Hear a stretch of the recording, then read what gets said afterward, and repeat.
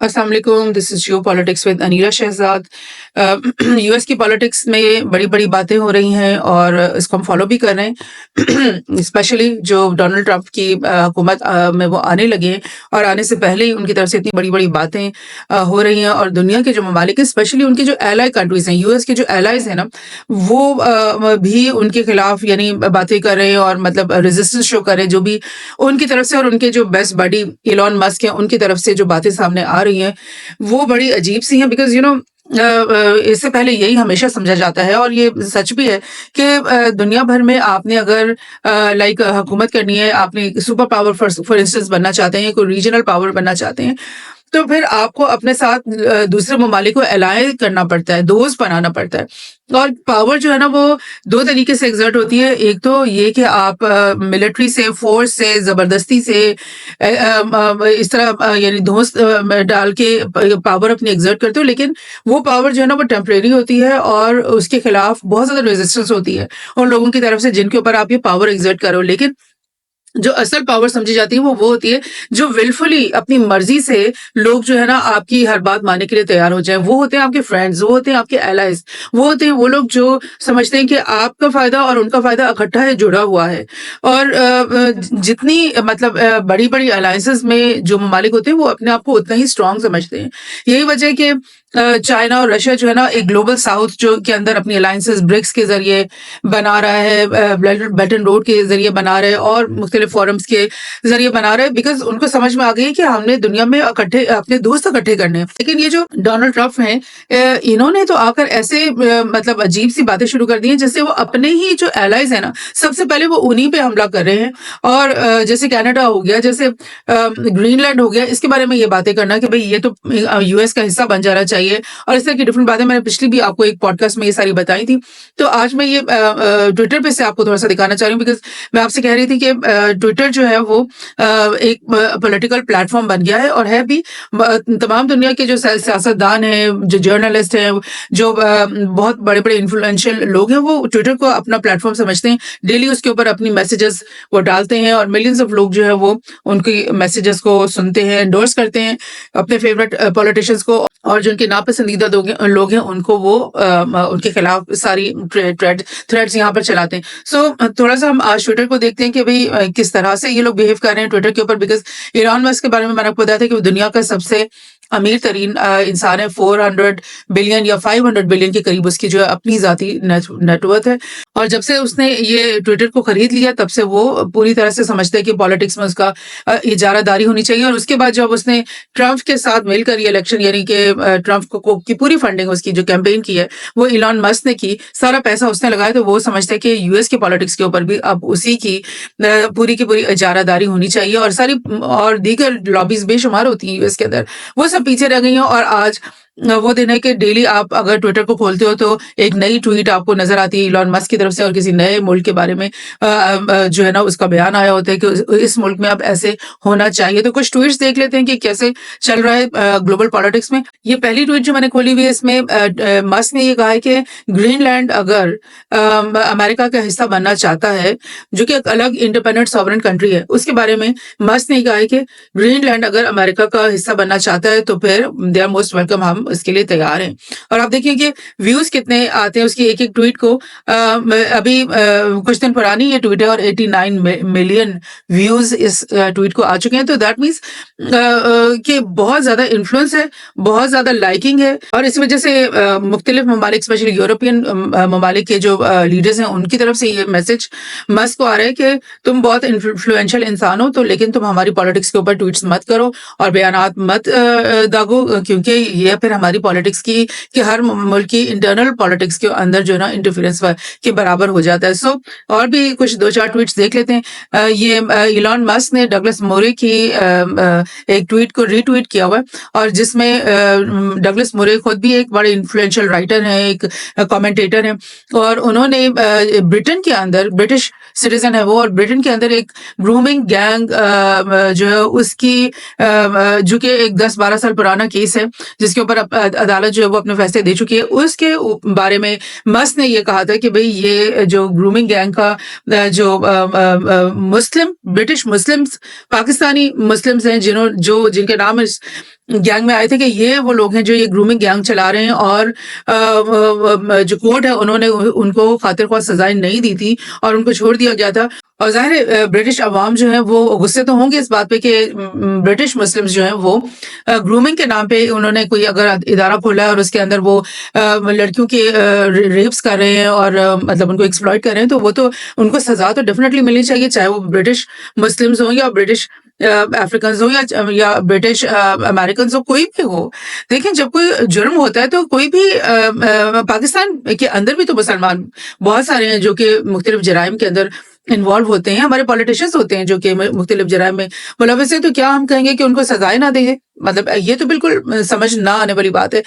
इसी तरह से ब्रिटिश क्योंकि ब्रिटेन और इस तरह के वेस्टर्न ममालिक में इमिग्रेशन बहुत दिहाइयों से शुरू हो रखी है, और बहुत सारी जनरेशन आफ्टर जनरेशन दुनिया के ममालिक से, इंडियन ले लें,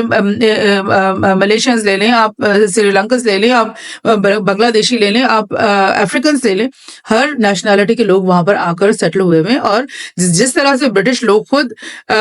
जराइम पेशा होते हैं, बहुत सारे होते होंगे, इसी तरह से ये लोग भी, क्योंकि अब वहाँ पे थर्ड जनरेशन फोर्थ जनरेशन वहाँ पे ब्रिटिश पाकिस्तानीज हैं, तो वो भी जराइम में इन्वॉल्व है। तो ऑफ कोर्स मैं ये बिल्कुल भी नहीं कह रही कि उनके ऊपर मुकदमा नहीं होना चाहिए था, लेकिन इस वक्त जबकि ये मुकदमे को खत्म हुए हुए 10 साल हो गए हैं, तो उसके बाद इलॉन मस्क का इस चीज को उठाना कि ये क्यों ये लाइक इंसाफ नहीं किया गया। और एक और आदमी टॉमी रॉबिन्सन है गालिबन, वो जिन्होंने इस मुकदमे में यानी एक विटनेस के तौर पे वो शामिल थे, लेकिन वो इस वक्त किसी और जुर्म के लिए वो इम्प्रिजन है। उनके बारे में इलॉन मस्क ये कह रहे हैं कि भाई उसको निकालो, वो बड़ा अच्छा आदमी है और वो उसको गोया कि ब्रिटिश पॉलिटिक्स में होना चाहिए, और जो ग्रूमिंग वाला केस है उसको भी दोबारा से खोलो, और वो जितने भी ब्रिटिश मुस्लिम्स वहां पे थे जो इसमें इन्वॉल्व थे उसको उनको सजा मिलनी चाहिए। और डगलस मोरे ने जो है ना उसी सिलसिले में आर्टिकल लिखा है अब, और उसको मस्क ने जो है रिपोस्ट। और आप देखें कि डगलस मोरे ने भी इतने सालों बाद दोबारा से इस केस के बारे में आर्टिकल लिखा है, बिकॉज वो भी उन्हीं लोगों में से है जो समझते हैं कि जो माइग्रेंट्स यहाँ पर आकर आबाद हो गए हैं, जो कि जिनको ब्रिटेन ने अपने ही फायदे के लिए यहाँ पर लाइक बुलाया था बहुत साल पहले, और उनकी एक्सपर्टीज उनकी मजदूरी उनके हर उनको फायदा उठाया गया, उनकी अंदर से बहुत ब्रिलियंट किस्म के लोग भी निकल के आए जिन्होंने बहुत सारी साइंटिफिक इंडस्ट्री के अंदर काम किया। अब जो है उनको टारगेट करना ये एक गलत बात लग रही है, लेकिन ऑफ कोर्स ये हम नहीं कह रहे कि अगर उन्होंने कोई जुर्म किया है तो उनको सजा नहीं मिलनी चाहिए, लेकिन इसको एक पॉलिटिकल एंगल दिया गया है, और इसके अंदर भी इलॉन मस्क जी की तरफ से ये चीज शुरुआत हुई है। यानी आप ये देखो कि यूएस के अंदर बैठकर इलॉन मस्क जो है वो ब्रिटेन के अंदर एक पॉलिटिकल मूव चला रहा है, और उसने आपको याद है कि उसने किंग चार्ल्स को भी डायरेक्टली ये मैसेज दिया कि भाई तुम अपनी कीर स्टार्मर की जो पार्लियामेंट है उसको डिसॉल्व कर दो और यहाँ पे नए इलेक्शंस करवा दो। मतलब ये बिल्कुल ही डायरेक्ट पर्सनल लेवल पर जाकर आप ऐसे कर रहे हो कि जैसे आप कंट्रोल करते हो ब्रिटेन की सियासत को, और आपका हक है कि आपकी मर्जी से वहां पे सियासत चलाई जाए। तो इस बात पे ज़ाहिर है वो तमाम ममालिक जो हैं जो उनके एलाई ममालिक हैं और बहुत ही करीबी एलाइज हैं, वो उनके बीच में एक खिंचाव जो है वो पैदा किया जा रहा है। और ये एक और ट्वीट मैं आपको दिखा रही हूँ जो इलॉन मस्क ने रिट्वीट की हुई है, नेट हॉचमैन की ये ट्वीट है जिसने जर्मनी के बारे में ये बात बताई है कि जर्मनी के अंदर जो लाइक इमिग्रेंट्स हैं वो जराइम के अंदर जो मुलव्वस हैं उनमें परसेंटेज कैसी है, और पाकिस्तान और अफगानिस्तान से आए हुए जो इमिग्रेंट्स हैं सबसे ज्यादा जराइम के अंदर वही मुलव्वस इस ग्राफ के मुताबिक दिख रहे हैं, और रेस्ट ऑफ फुल अफ्रीका से देखिए कितने, और मगरब यानी अरब कंट्रीज से कितने। तो ये अफगानिस्तान और पाकिस्तान के से जो आए हुए माइग्रेंट्स हैं उनके खिलाफ यानी आप एक नफरत की एक चीज आ गई ना सामने कि भाई, क्योंकि मुझे जहां तक पता है, जहां तक हमारी रियलाइजेशन है कि पाकिस्तानी जो है ना वो जब इमिग्रेशन के तहत वहां पर जाते हैं और तो वो बहुत ही अच्छा वहां पे बिहेव करते हैं, because they are always like under this sword, उनके ऊपर तलवार लटक रही होती कि अगर उनसे कुछ भी जुर्म छोटे से छोटा भी सरजद हो गया तो उनकी इमिग्रेशन कैंसिल हो जाएगी। तो वो वहां पर जाके मेहनत भी डबल ट्रिपल करते हैं और वो बहुत अच्छा सिविलिटी दिखाते हैं और लॉज को जो है ना वो ओबे करते हैं। अगर उनको जहां तक उनकी नॉलेज, अगर वो नॉलेज कम होने की वजह से करें तो वो अलग बात है, लेकिन ऑफ कोर्स जो लीगल इमिग्रेंट्स के साथ-साथ बहुत सारे इलीगल इमिग्रेंट्स भी इन ममालिक के अंदर घुस जाते हैं। आपको पता है कि सीरिया की तरफ से जब जंग शुरू हुई सीरिया के अंदर, तो उस रास्ते से कितने लोग अंदर गए, यूरोप के अंदर गए। इसी तरह से और रास्तों से भी, इटली के रास्ते से भी कितने इमिग्रेंट्स जो हैं दाखिल हुए। तो ये लोग जो हैं, जो इल्लीगल तरीके से वहाँ पे अंदर चले जाते हैं, वो भी ज़ाहिर है कोई पाकिस्तानी होगा, कोई अफ़गानिस्तानी होगा, कोई अफ्रीका से आया होगा, तो वो लोग भी ज़ाहिर है इलीगल अगर इमिग्रेंट्स है, तो फिर वो जराइम में से तो मुलविस होंगे, क्योंकि उनके पास वहां जाके लीगल तरीके से कोई जॉब्स लेने का तो तरीका मौजूद ही नहीं है।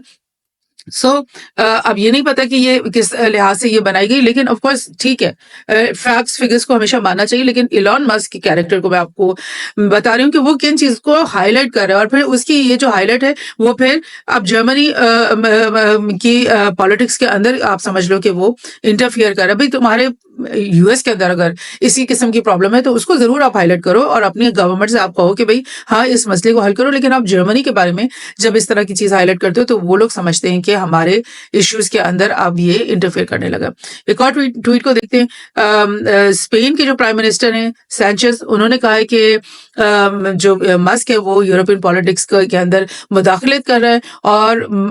हमारे ममालिक के अंदर जो है डेमोक्रेसी को अंडरमाइन कर रहा है। यानी हमने एक इलेक्टेड तरीके से वोट लेकर जो पार्लियामेंट्स बनती हैं, यानी वेस्ट में उनको सॉवरन समझा जाता है कि अब हर किस्म का फैसला वो कर सकती है, उनके पास पावर है। तो उस डेमोक्रेसी को अंडरमाइन करते हैं मस्क, अगर वो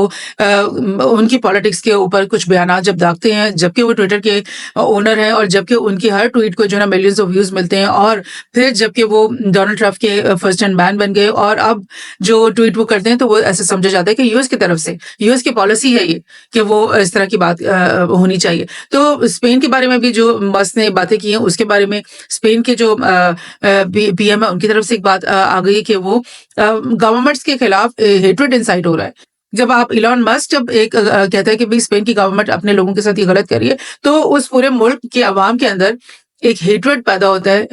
अपनी गवर्नमेंट के लिए। और आपको पता है दुनिया की हर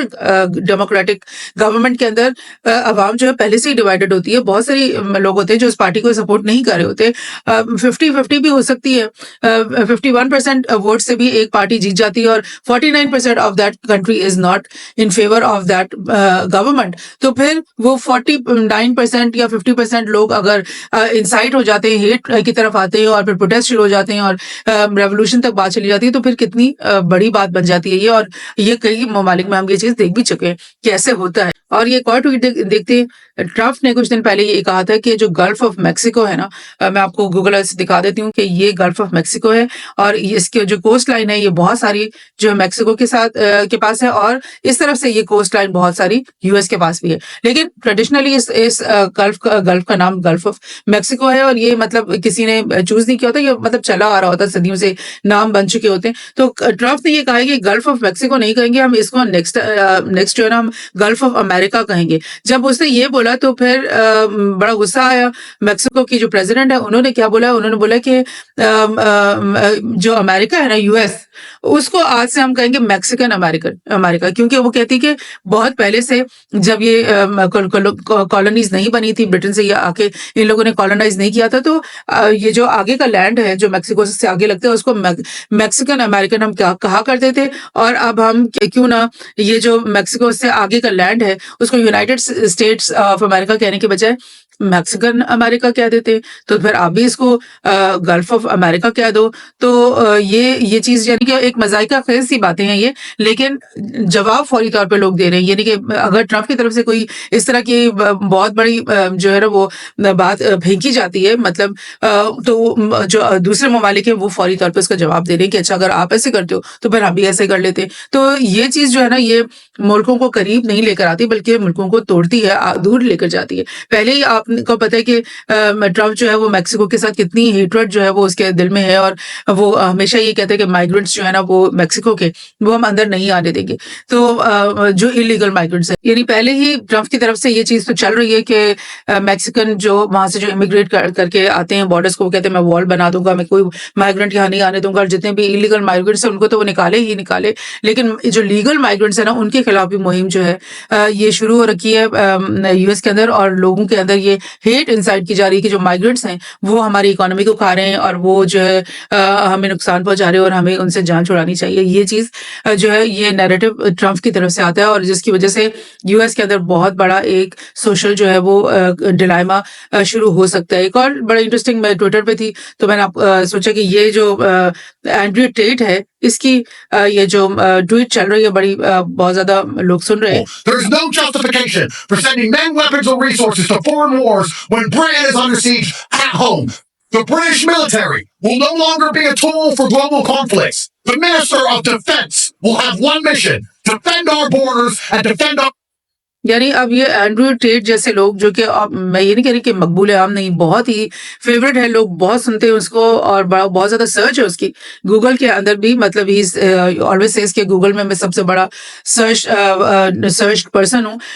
तो डेफिनेटली एक पॉपुलर इंसान है, ब्रिटिश नेशनल है ये, लेकिन अगर वो अब सियासत के ऊपर भी बयान देना शुरू हो जाएंगे और ट्विटर पे उनको इतना ज़्यादा यानी लाइकिंग और उनकी फॉलोइंग है, तो मुझे तो ये नहीं समझ में आ रही कि यूएस के अंदर अगर इलॉन मस्क और ट्रम्प जैसे नार्सिसिस्ट जो कि अपनी जात को ही सब कुछ समझते हैं और फिर उसी एंगल से वो समझते हैं जो मैं कह रहा हूँ, जो मेरा नजरिया है, बस वही ठीक है, वो सिंगल पर्सन बेस्ड एक नैरेटिव वहां पे ग्रो करना शुरू हो जाता है और वो जो डेमोक्रेसी का जो आइडिया है कि पूरी पार्लियामेंट बैठेगी और डिस्कस करेगी मसले को और उस तरीके से वो नैरेटिव बिल्ड होगा और उस तरीके से जो है हुकूमतें काम करेंगी, उसके बदले अगर इस तरह की पॉपुलिस्ट लोगों को पॉलिटिक्स में जगह मिल जाती है जो कि बहुत ही यानी उस तरह के लोग हैं कि भाई जो मैं कह रहा हूँ ना वही सही है। और ये एंड्रयू टेट की आप जो चीज़ देख रहे हो ना इस ट्वीट में, तो मुझे लग रहा है कि ये बंदा भी अब बहुत जल्द जो है ना ब्रिटिश की सियासत में इन होने लगा है और अगर इलॉन मस्क ने एक दफ़ा भी उसकी ट्वीट को रीपोस्ट कर दिया तो आप समझ लो कि वो इन ही इन है। तो इस तरह की जो आपको दुनिया भर की सियासत में पॉपुलिज्म जो है इंतहाई अरूज पे दिखाई दे रही है, तो उससे तो मुझे नहीं लग रहा कि जो डेमोक्रेसी है उसका जो वो ज़्यादा दिन उसका कुछ प्रचार किया जा सकेगा। और इस वक्त जबकि ट्रम्प के ऊपर खुद का एक मुकदमा चल रहा है हश मनी का और काफ़ी सालों से ये चल रहा है और ट्रम्प की भरपूर कोशिशों के मुताबिक के बावजूद जो है ना, और ट्रम्प की भरपूर कोशिशों के बावजूद जो है वो इस मुकदमे से जान नहीं छुड़ा सका और अभी भी वो कोशिश कर रहा है कि जो सुप्रीम कोर्ट है यूएस की वो इसकी सेंटेंसिंग को हॉल्ट कर दे, यानी उसके इनॉग्रेशन तक जो है इस मुकदमे को यानी रोक दे, उसको इल्तवा का शिकार कर दे। और लाइक एक आदमी अगर वो किसी स्कैंडल में मुलविस है, सेक्स स्कैंडल है और हश मनी स्कैंडल है, तो इलॉन मस्क इसको क्यों नहीं हाईलाइट करता, इसको के बारे में क्यों नहीं कहता कि ये सबसे पहले इसको हल करो, इससे बाद में फिर हम तुम्हें प्रेसिडेंट बनाएंगे। तो ये सब कुछ क्या है, ये मतलब इस तरह की चीजें जब आप इंटरनेशनल ग्लोबल पॉलिटिक्स में जब देखते हो ना, तो फिर आपको लगता है कि जो मॉरल्स हैं, एथिक्स हैं, वो बिल्कुल खत्म हो चुके हैं और अब जो कुछ भी है वो इंटरेस्ट बेस्ड चलता है और लोगों की, पहले तो गवर्नमेंट्स के इंटरेस्ट के बेस के ऊपर चलता था, लेकिन अब ऐसा लगता है कि लोगों की, बिजनेसमैन की और पॉपुलिस्ट लोगों की जो है ना इंटरेस्ट बेस हुकूमतें बना करेंगी और फैसला साजी हुआ करेगी।